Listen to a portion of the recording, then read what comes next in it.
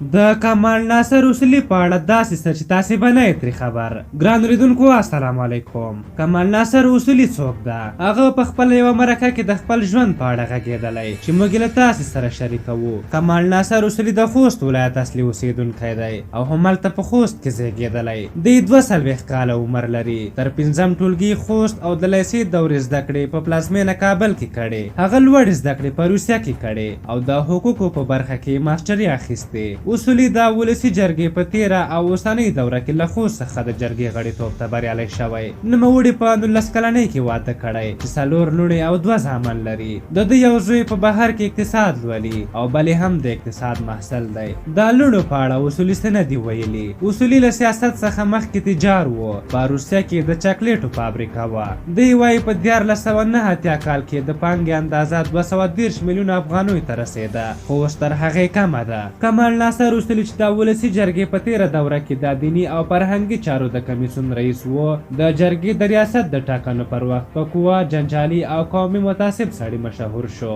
د پر ضد په ټولنیزو رسنیو کې توند تبلیغات کېدل او ویل کېدل چې پښتون فاشست دی او نور قومونه باید د رئیس کېدو مخه ونیسي. هغه په وروستۍ مرکه کې وایي چې دی د قومونو خلاف نه بلکې د قومي ټیکهدارانو خلاف دی. اصولي وایي په هغه ویډیوګانو مې چې د جرګې د ریاست پر وخت لاس په لاس کېدې جال کارول شوی و. د ده په وینا په هره وینا او مرکه کې اول د پښتو قومي ټیکهداران او بیا جنګ سالاران او بیا د نورو قومونو ټیکهداران غندلي. خو مخالفینو د تخریب لپاره د جرګې د ریاست پر وخت د ده وینا یوازې د نورو قومي ټیکهدارانو خلاف جوړې کړې او پښتانه هغه یې ترې هدف کړي وو. په هغه باندې یو شمېر نور بې اساسه تورونه هم موجود دي چې په هغه کې له مریم سما سره نامشروع اړیکې هم دي. د اصولي یوه خبره د هغه له ټول باکګراونډ نه دفاع کوي چې ویلي وو د وطن په سر له معاملې نه بیا د مور په سر معامله ښه ده. په دې مرکه کې اصولي د ولسي جرګې د ریاست د ټاکنو په اړه ډېر غږول شوی. هغه له وکیلانو ګیلمن و چې په وینا یې رحماني ته د پیسو په بدل کې رایې ورکړې. اصولي وایي یو وکیل مې خپله د جرګې د تشنابونو خوا کې ولیده چې په $10,000 یې رایه خرڅه کړه. د ده په وینا هغه وروسته ورته راغی او عذر یې ورته وکړ چې رسوا نه شي. دی د وکیلانو په اړه نورې جالبې هم وایي. د اصولي په وینا نیلوفر ابراهیمي، ناهید فرید او زلمی هغه وکیل چې چکش په لاس تصویرونه زیات خپاره شول د رای ورکونې په وخت ده ته رایه ورکړې وه خو وروسته یې د رحماني ملاتړ وکړ. دوی له نوم اخیستو پرته وایي چې له رای اچونې وروسته د ده په ملاتړ وکیلانو کې داسې خلک هم وو چې رای رحماني ته ورکړې وې خو ملاتړ یې ده نه کاوه. کمال ناصر اصولي چې تیره دوره کې هم د ولسي جرګې غړی و د یوې پوښتنې په ځواب کې وویل چې په تیره دوره کې او ان د ولسي جرګې د ریاست تر وخته په پارلمان کې زما تر ټولو نږدې ملګری میر رحمان رحماني و. د هغه په وینا د جرګې په تیره دوره کې دی او رحماني د یو پارلماني ګروپ غړي و او هر ځل د ګروپ د مشرۍ په ټاکنو کې رحماني د ده د رئیس کېدو غږ کاوه. د یوې بلې پوښتنې په ځواب کې اصولي وویل پیزا مې په وروستۍ ځل یوه میاشت مخکې له رحماني سره یو ځای خوړلې وه.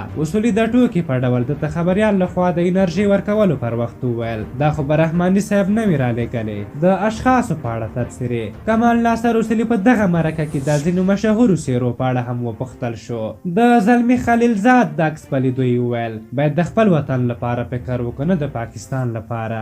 د طالبانو د سیاسي دفتر د غړي عباس ستانکزي د عکس په لیدو یې وویل نفرت ورڅخه لرم، غواړي اردو لغوه او ټانګونه پاکستان ته یوسي. د چګواره په اړه یې وویل انقلابي سړی و، خلکو ته یې خدمت کړی، موږ او ټولو ته یو مثال دی. د اسماعیل خان په اړه خاطره دا وه چې یو ځل د غصب دوسیه په ولسي جرګه کې ده ته استول شوې وه. اصولي وایي هغه وخت کرزی صاحب ولسمشر و. زنګ یې وواهه چې غرض مه ورسره کوه. ما ویل یوازې زه نه یم، د جرګې موضوع ده. د ده په وینا وروسته د اسماعیل خان کسانو ورته $15,000 وړاندیز وکړ چې رد شو. اصولي او راتلونکي ټاکنې. کمال ناصر اصولي وایي په تېرو ولسمشریزو ټاکنو کې د لومړي پړاو پر وخت د زلمي رسول ملاتړی و خو په دویم پړاو کې د ولسمشر غني خوا ونیوله. دی وایي د ډاکټر عبدالله له چلند نه زیات متاثره یم خو امکان لري چې په ټاکنو کې د ولسمشر غني ملاتړی شم. تاسو د کمال ناصر اصولي په هکله څه نظر لرئ؟ خپل نظرونه مو راته په کومنټ کې ولیکئ. که زموږ دغه ویډیو مو خوښه شوې وي ضروري لایک کړئ. تر بلې ویډیو مو پالئ او بخښونکي خدای سپارم. د الله په امان.